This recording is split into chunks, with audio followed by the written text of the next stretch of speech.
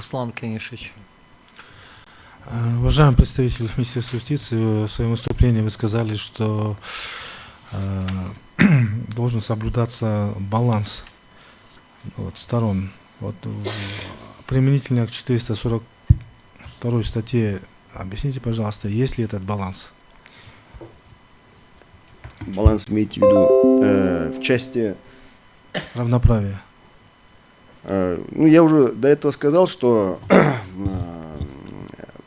баланс здесь обеспечивается различным процессуальным правоположением сторон. То есть, как уже до этого было не рассказано, потерпевший и обвиняемый находятся немножко в разных процессуальных ролях.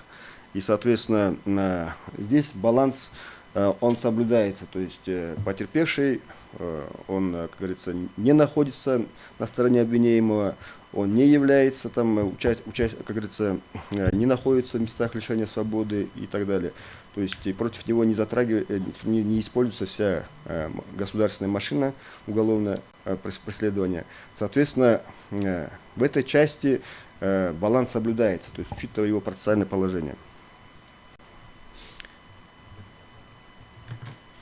Я говорил о балансе в части того, что насколько отмена решения, например, например, отмена обвинительного приговора, может повлечь какие правовые последствия, то есть об устойчивости. Здесь больше вопрос баланса именно последствий для сторон.